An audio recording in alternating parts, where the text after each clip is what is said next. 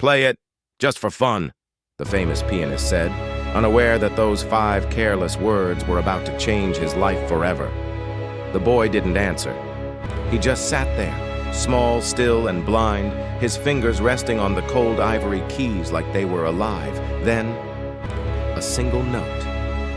Soft, pure, so full of soul that it made the air tremble. The pianist, Victor Lermont, blinked, confused. He had performed for royalty, taught prodigies across the world, but he had never heard that kind of sound. Not from a child. Not from anyone. The boy, Malik, tilted his head slightly as if listening to the silence between the notes. His eyes never moved, but somehow he saw the music. Each chord he played bloomed like sunlight breaking through rain clouds. People walking past the corridor stopped. The janitor. A teacher. Even the security guard froze near the door, drawn by something invisible, something divine. Victor whispered under his breath, "Impossible." But Malik kept playing, unaware of the man's disbelief, unaware of the audience that had gathered. He wasn't performing, he was feeling. When the final note faded, the silence that followed was almost holy. Victor stepped closer, forcing a polite smile. "Interesting," he said lightly. "You play by memory." Malik turned his blind eyes toward the voice. "No, sir. I play by light." "Light?" Victor frowned. "You're blind." Malik smiled faintly. "Maybe, but I can still see what others don't." Victor chuckled, dismissive, masking unease. "All right, little philosopher. Then show me what this light can do. Play for me, just for fun." What he didn't know was that the boy's next performance would silence the room and haunt him forever. Victor leaned against the piano, arms crossed, the faintest smirk tugging at his lips. "All right, prodigy," he said softly. "Let's see this light of yours." Malik didn't speak. He inhaled slowly, fingertips brushing the keys like he was greeting an old friend. Then silence. For a heartbeat, you could hear only the rain against the glass. And then he began. Not with a childish melody or some clumsy tune, but with something that didn't belong to his age or his time. It was deep, aching, alive, like someone had cracked open the universe and let its heartbeat spill out in sound.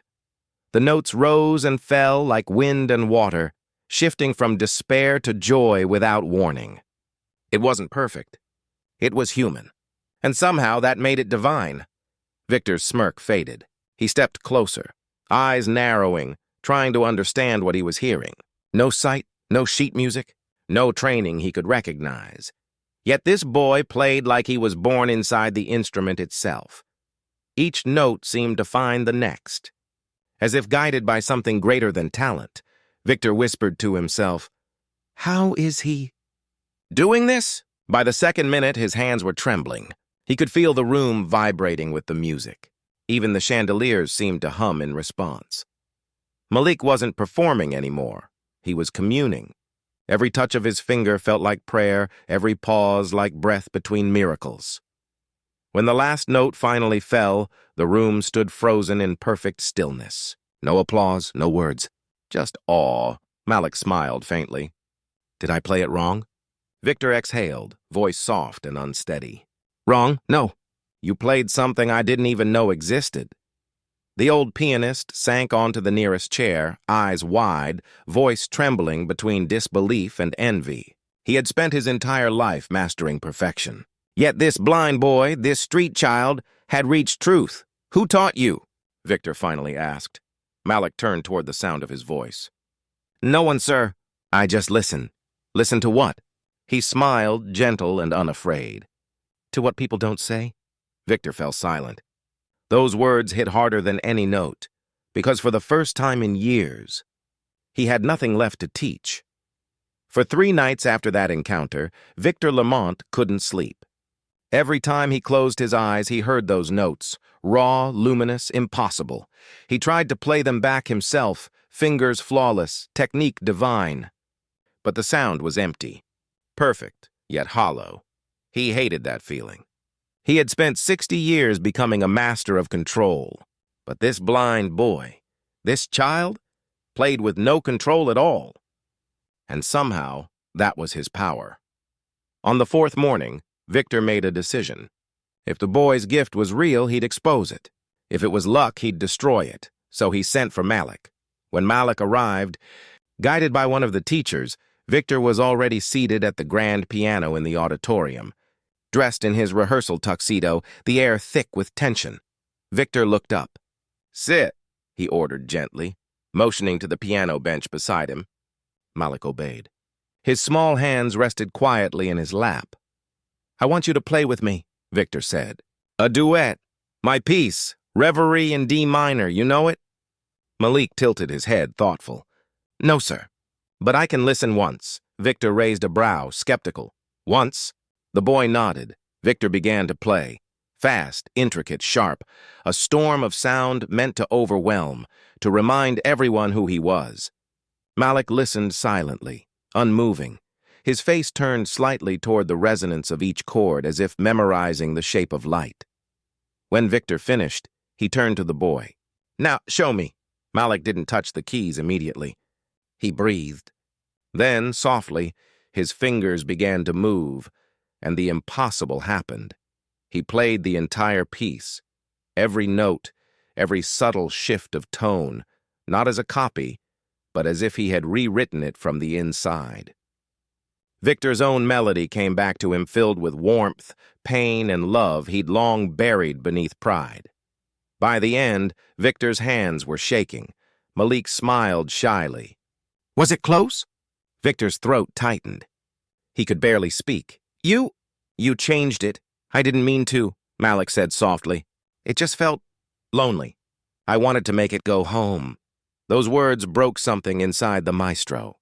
For years he had been chasing applause, perfection, legacy. And this boy without sight had found the one thing he'd forgotten. Heart. Victor stood up, pacing, torn between admiration and fear. "No one will believe this," he muttered. "They'll think I've lost my touch. They'll think you're a trick." Malik frowned. "I don't want to take anything, sir. I just wanted to play." But Victor's pride whispered louder than truth. That evening, he made another decision. Darker, selfish, he would bring Malik onto the stage at his charity concert. Not to honor him, but to expose him, to prove that what he'd heard was luck, not genius. Malik didn't know it yet, but the stage that was meant to break him would become his destiny.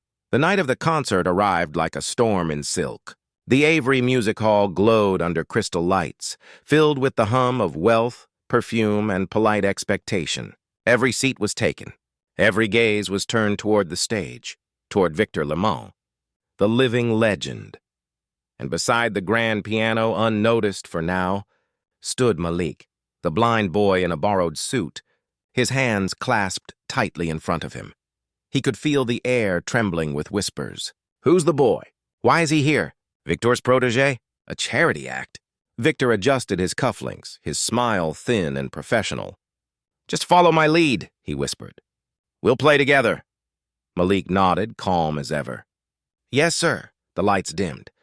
Applause rose like thunder. Victor began the performance, his fingers dancing with mechanical precision, every note executed flawlessly. But behind the perfection, something was missing. Life. When his solo ended, Victor turned to Malik. "Your turn," he said quietly, almost daring him. Malik took a slow breath. His hands hovered over the keys. The audience leaned forward, expecting a child's clumsy attempt, maybe a sweet gesture for the cameras. Then, he played. The first note sliced through the hall like light through stained glass. It wasn't loud. It wasn't showy. But it was alive. Every sound he touched seemed to pull color from thin air. Sadness, joy, memory, love, woven together in sound so human that people forgot to breathe. The hall went silent. Even the cameras stopped clicking. Malik wasn't performing. He was revealing. Revealing pain that had no name, love that had no form, hope that had no eyes. only sound. Victor froze beside him, staring at his own piano as if seeing it for the first time. The boy's music wrapped around him like forgiveness. When the final chord faded, the silence lasted 10 eternal seconds. Then the audience erupted. Thunderous applause, people rising to their feet, tears glistening under the chandeliers. Malik turned his face toward the sound, smiling softly. "Did I play all right, sir?" Victor's throat burned. He wanted to answer. He wanted to kneel, but pride chained his tongue. He forced a shaky smile for the crowd and whispered, "Perfect. Just for fun." Malik nodded, innocent, believing him. He couldn't see the man's trembling hands. He couldn't see that the world had just witnessed a miracle, and Victor knew it. Backstage, reporters waited, flashing cameras and questions flying. But Victor walked past them in silence, eyes wet, heart heavy. For the first time in decades, applause didn't sound like victory. It sounded like truth. The applause still echoed in Victor's ears long after the lights dimmed. He sat alone in the green room, the gold of his trophies staring back from the walls, silent witnesses to his emptiness. Outside, people were calling Malik a miracle. Headlines would print his name by morning, but Victor couldn't celebrate. He had built his life on mastery, and now a child who couldn't even see the keys had shown him what real sight was. He buried his face in his hands, whispering, "I wanted to humiliate him, and he gave me grace." The door creaked open. Soft footsteps entered. "Slow, unsure, Mr. Lermont?" Victor looked up. Malik stood there, holding his white cane loosely, smiling in that gentle, unguarded way that only the innocent can. "I didn't mean to make you sad, Ma."